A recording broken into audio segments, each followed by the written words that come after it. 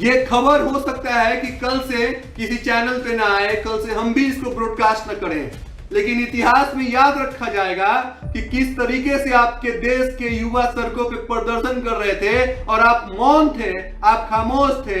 मनीष चीखता चिल्लाता जा रहा था, आप पे सवाल पूछता जा रहा था।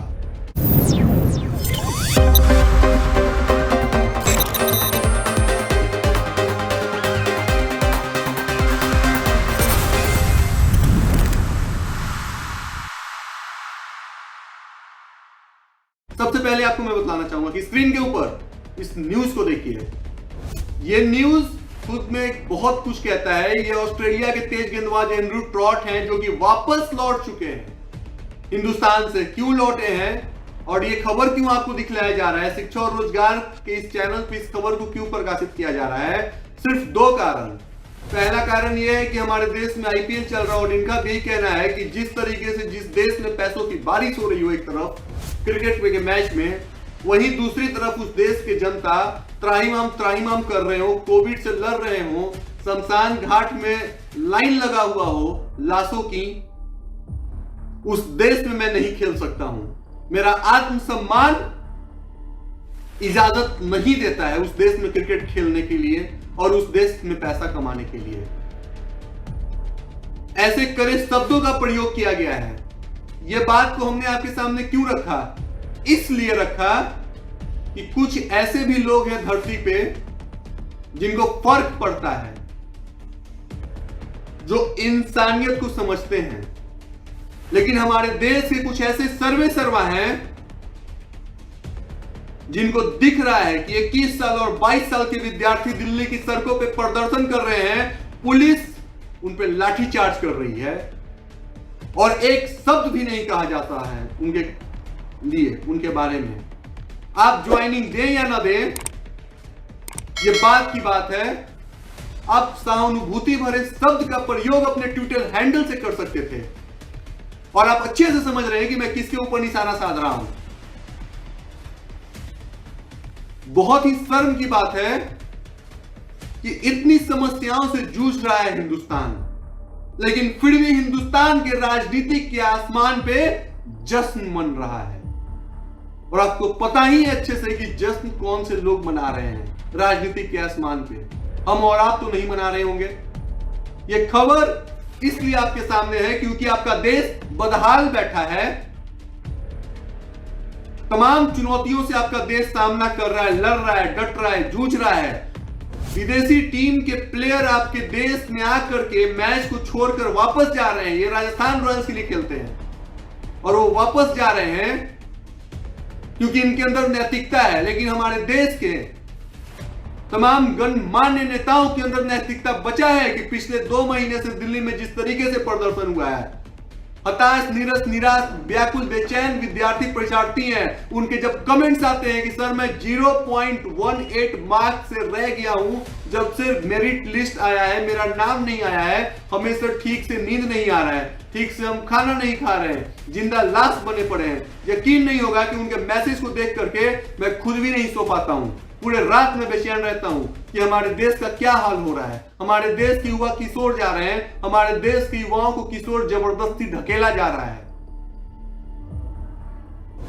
एंड्रू ट्रॉट की न्यूज इसलिए हमने आपके सामने रखा कि आज ये एक फैसला खिलाड़ी का नहीं था, एक इंसान का था।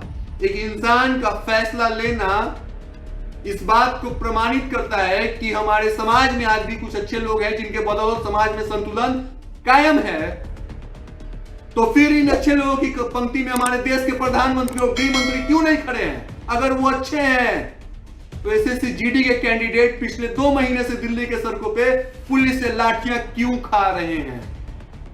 पिछले 2 महीने से दिल्ली के सड़कों पे प्रदर्शन क्यों कर रहे हैं? यह बड़ा सवाल है। आप लोगों को सोचना चाहिए, आप लोगों को समझना चाहिए और आप लोगों को पूछना चाहिए। अब इसी कड़ी में दूसरे न्यूज की बात करते हैं जो कि हमने तथाकथित रूप से बुलेटिन की शुरुआत में ही कहा था। आप एक और न्यूज देख रहे होंगे जो नागपुर से आ रहा है और पोस्ट वायरल हो रहा है। स्क्रीन के ऊपर आप इस फोटोग्राफ्स को देखिए, न्यूज की कटिंग है ये। सॉफ्ट कॉपी है, पीडीएफ कॉपी है।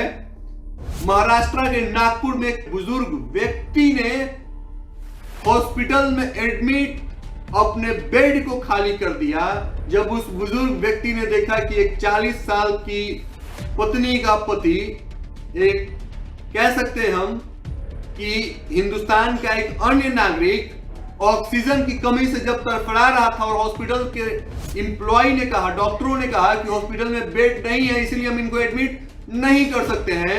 ये सुनने के बाद उस 85 वर्षीय बुजुर्ग व्यक्ति ने अपना बेड खाली कर दिया और उन्होंने कहा कि हमारे बेड पे इनको एडमिट किया जाए। और जब उनसे पूछा गया तो उन्होंने कहा कि हमने अपने हिस्से की जिंदगी को जी लिया है।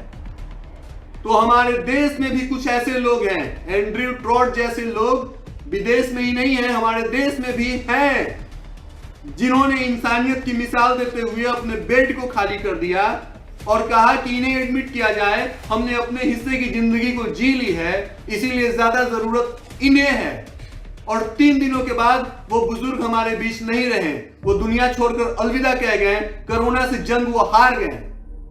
लेकिन इतिहास और इंसानियत के पन्नों में स्वर्णिम अक्षरों में उनके नाम को लिखा जाएगा, यही याद किया जाएगा कि उन्होंने इंसानियत के लिए मिसाल पेश किया कि 21वीं सदी में भी ऐसे ऐसे लोग हैं जिनको समाज की जरूरत है और जो लोग गतिशील रूप से समाज को सुचारू रूप से आगे बढ़ा रहे हैं। फिर सवाल यही है कि जब एक साधारण आदमी इतना कुछ कर रहा है तो जिसके हाथ में पावर है, क्या आप एसएससी जीडी कैंडिडेट जो हैं 2018 के अभ्यर्थी, उनकी बातों को नहीं सुन सकते हैं? आपके अंदर गृह मंत्रालय आता है, आप पूरे देश को चला रहे हैं, आप पूरे देश को कंट्रोल कर रहे हैं, वहां के ब्यूरोक्रेसी को आप देख रहे हैं, और ये सब कुछ होने के बाद क्या आपको दिख नहीं रहा है कि आपके देश के युवा सड़कों पे लाठियां खा रहे पुलिस से? 20-20, 21-21, 22-23 साल के लड़के और लड़की जो युवा हैं आपके देश के, वो बदहाली की जिंदगी जी रहे हैं। ये खबर हो सकता है कि कल से किसी चैनल पे ना आए, कल से हम भी इसको ब्रॉडकास्ट न करें, लेकिन इतिहास में याद रखा जाएगा कि किस तरीके से आपके देश के युवा सड़कों पे प्रदर्शन कर रहे थे और आप मौन थे, आप खामोश थे। मनीष चीखता चिल्लाता जा रहा था, आप पे सवाल पूछता जा रहा था।